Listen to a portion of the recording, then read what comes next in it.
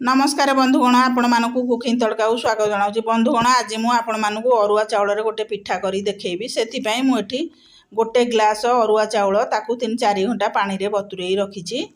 तापर देखो यही ग्लास रे मुझे गोटे ग्लास चाउल तापर ताकू भल कर 3-4 घंटा पानी रे बतुरई रखी धोई देइछि।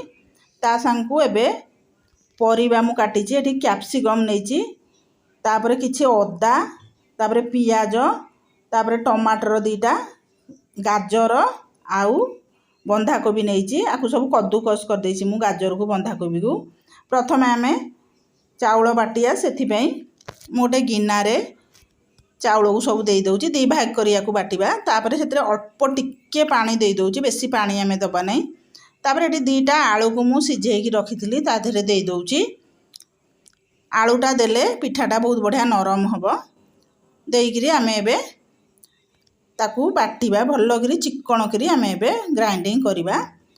तापर देखंतु हमर सबु जाक चाउल मु 2 थर करी ताकू ग्राइंडिंग कर देछि। एई भली भाबे आण हबा हमर दरकार, बेसी पतला हबा दरकार नहीं। पतला हले पिठा बाग हबो नहीं। भल चिकन करी बाटिबा। तापर मु एबे सेथिरे टिके जीरा दे दउछि हाफ चामच। तापर जेति सबू परिबा मु काटिछि ताकू दे दउछि। सबू परिबा को मु कद्दूकस करछि, माने बंधाकोबी, गाजर को, टमाटर को छोट छोट खंड करछि। आपण परिबा को सब एकदम छोट छोट खंड करी काटिबे। जदि आपण पाखरे कद्दूकस नाही तो एकदम छोट छोट करी परिबा काटले कोन होबो ना, परिबा भलो सिझी जिवो आ भलो आणे रे भी मिसी जिवो। आपण चाहिले आदरे मटर छुई आ पालंग साग मध्य पकई पारिबे। मो कतरे जो परिबा थला मु सेया पकईछि। तापर एबे मु सेतिरे हाफ गिना दही दे देछि मु। तापर स्वाद हिसाब रे एबे हमें लूण दबा। आउ भाजी की रखिदेबा जीरा लंका गुंड मु गोटे चामच दउछि। जो हमर घरे भजा होय जीरा लंका गुंड सेथुरु गोटे चामच मु दउछि। एथिरे मु कंचा लंका दउनी। जदि आपनको पसंद ताले आपण कंचा लंका मध्य काटिकी देई परिबे, किंतु एटा भजा जीरा लंका गुंडटा दउछि तो सेथिमे मु आ कंचा लंका देलिनी, राग हबो बेसी। तापर एबे आमे घोड़ेइकरी ताकू 10 मिनिट पई रखिदबा, जेमती हमर टिके चाउल दही भल करी मिसी जिवो।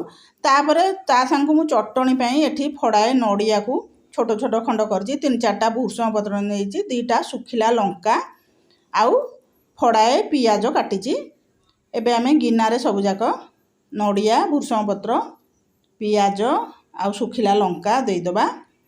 तापर एबे मु सेथिरे टिके जीरा दे दउछि हाफ चामच पाखापाखि। आउ टिके चीनी दउछि। चीनी देले एटा नडिया चटणीटा बहुत टेस्ट लागिवो। तापर टिके स्वाद हिसाब रे लूण दे दउछि। तापर तेंतुली देइकरी आमे एबे अल्प पानी देइकरी ताकू भल करी आमे चिकन करी बाटिबा। अल्प अल्प पानी देइकरी ताकू भल करी आमे चिकन करी बाटिबा। देखंतु हमर चटणी पूरा रेडी हेला, केते सुंदर देखाउछि हमर चटणी। तापर एबे आमे ताकू चटणी रे तड़का लगेबा। तड़का पई मु एठी किछि तेल कड़ाई रे दे दउछि। तापर गोटे सुखिला लंका आ किछि सोरिष फुटेई दउछि। भूषण पत्र मु एथरे बाटी देछि, सेति पई भूषण पत्र मु छुंको करनी। तापर एबे आमे छुंको को चटणी दे देले घोड़ेई की रखि देबा। एबे चटणी तापर आमे देखिबा 10 मिनिट हे गलानी। हमर आण हमर एई भली भाबे होबा दरकार। तापर एबे मु सेथिरे हाफ चामच इनो दे दउछि। इनो ए मेन जिंस इनो। तापर एबे मु सेथिरे गरम मसला हाफ चामच दउछि। जदि आपण पाखरे इनो नथिबो ताहले आपण खाइबा सोढा मध्य देई परिबे, किंतु इनोटा देले बेसी टिके बढ़िया हबो पिठाटा फुलफुलिया। तापर एबे मु कड़ाई रे टिके तेल दे दउछि। तेल दे सारिगिरी आण को एबे आमे सेथिरे दबा। एई भली भाबे मु 2 टंकी आण दउछि। आपण हिसाब रे पिठा को मोटा पतला करि परिबे, किंतु ए पिठा टिके मोटालिया रहिया दरकार। तापर 3-4 मिनिट जाय आमे ताकू घोड़ेइबा, कारण एटा चाउल पिठा तो टिके सिझिबा को समय नबो। 3-4 मिनिट जाय आमे ताकू टिके सिझेइबा। देखंतु केते सुंदर हे गेला। मु पिठा को उल्टेई देली, आपण देखि परथबे। तापर ऊपर मु टिके तेल आउ टिके दे दउछि। देइकरी पुणी टिके आमे घोड़ेइ देबा, आउ किछि समय सिझिबा को दबा। बंधुगण जदि आपण मानकु आज रेसिपी भल लागिवो, पिठा रेसिपी, ताहले आपण माने आकु घरे निश्चय तैयारी करिवे।